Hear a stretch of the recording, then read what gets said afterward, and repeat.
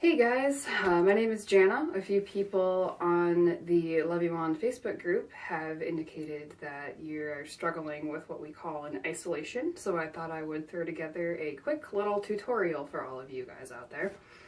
So an isolation is essentially a variation on what we call a palm spin, which looks like this. And what an isolation is going to look like when you do it is essentially you're rotating your wand around a central point that's usually on the top end of your Leviwand. So this is my wand. It's from Chris Kelly, Things on Strings, and the pink is always going to be the top and the black is always going to be the bottom. So that should help you follow along with what I'm doing here. So this is what a basic isolation looks like. You can start either vertically or horizontally here, but you're essentially just rotating the wand very slowly and trying to keep the middle head as still as you can. But you can't really start off there because that's a little too difficult. So the first thing you really want to get down is what we call a palm spin. It looks like this. And as you guys can see, I am using my left hand to spin the wand while my handle grip is in my right hand. You can do this with a finger loop too. I just happen to use a palm grip on most of my wands. Alright, so let's see here. Alright, so as far as the grips go, what you're going to want to do is you're going to want to hold the string of your wand between two of your fingers. So for me personally, I like to use it between my thumb and my index finger.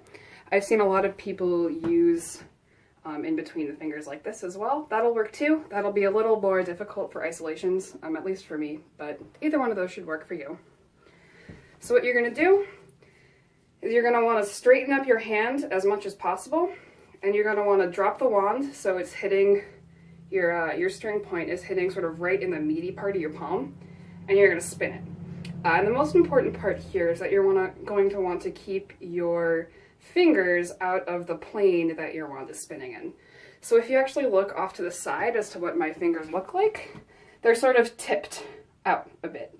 And that's going to prevent the wand from hitting my fingers while it's in the air and messing up the way it's spinning.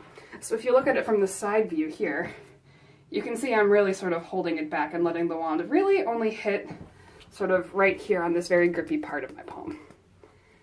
And a quick note, I guess, on the hardware you're going to want for this type of move. You're definitely, when you start out, going to want to be using a swivel. That's going to take a lot of the tension off of your string when you're twisting it around like this. You're also going to want to use a wand that's a bit on the heavier side. I know most beginners usually start out with one of those very light featherweight wands, and those are really great for when you're wanting to keep the wand vertical and do a lot of those, very beautiful long string moves. But when it comes to actually manipulating it in different planes, it's going to make things a lot harder because those wands tend to be very light, so even the slightest tap is going to throw it off balance, and you'll be able to see it in your moveset. So I would really recommend, if you haven't already, getting a contact wand. There's a couple of great companies out there you can buy them from. I personally would recommend the Things on Strings wand. This is the wand that I really practice with the most, and it is Lux Luminous approved. But you can also check out Dark Monk. They also have some great options there. Or you can check out the Wand Vertibles by What the Huck, which I also have several of. And those are some great options as well. But I would really recommend you get a wand that has at least the silicone grip on it and is a little bit heavier on the ends to make this a lot easier. So once you get the palm spin down, what you're going to want to try to do is you're going to want to stop the wand while it's spinning. So practice spinning it, letting it spin, and grabbing it again, like this. And you can change directions, and you can do all sorts of cool stuff with that. So what you're going to want to do is you're going to want to get this move in and of itself down cold. I would say you're going to want to be able to do this at least 10 times in a row without bumping the wand and knocking it off balance. And once you get this down, you're going to be able to sort of move into more isolation territory.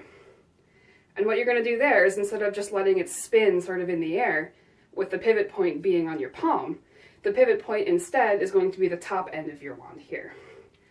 So what you're going to want to do is you're going to want to move your non-grip hand sort of in a circle, kind of like this. So you can sort of practice doing this by yourself, And then what you're going to want to do when you're doing an isolation is you're going to want to spin your palm in that circle at the same speed that the wand is going to be moving around at the central pivot point. And that's going to be a little bit tricky to get down. It's going to take a bit of practice. So don't get discouraged if it takes you a couple days or even a couple of weeks to get this down, because it really is sort of a trial and error process. But if you watch my wand here, I'm going to, you can see I'm moving my hand at the same rate that the wand is also moving. And this is why I also like to do this move with my thumb, with a string in between my thumb and my index finger and not my middle finger, because I'll actually use my thumb to stabilize the wand as it's moving. So I kind of keep it in this grip right here that you can see.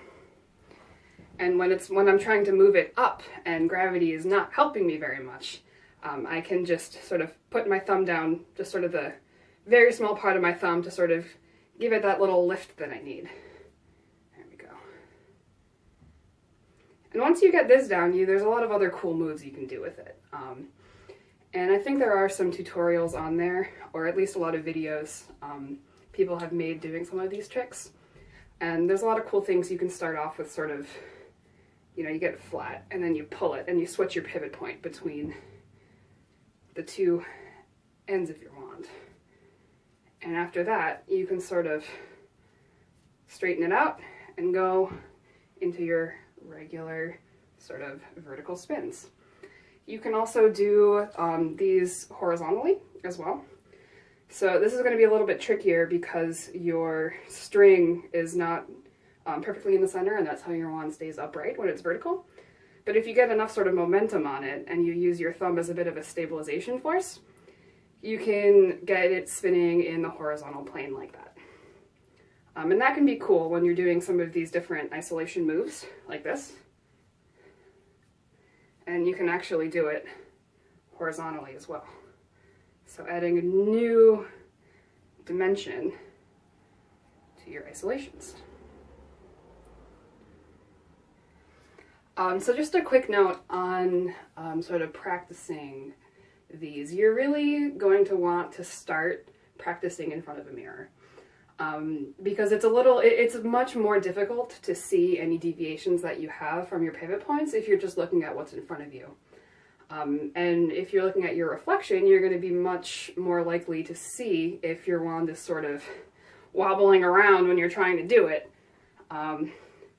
versus having a mirror. And if you don't have a full-length mirror, you can also sort of cheat. This is what I used to do before I had a mirror.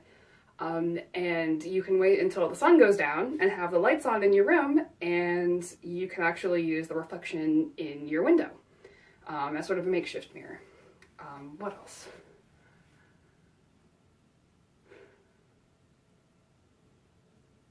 Yeah, I think that's about it.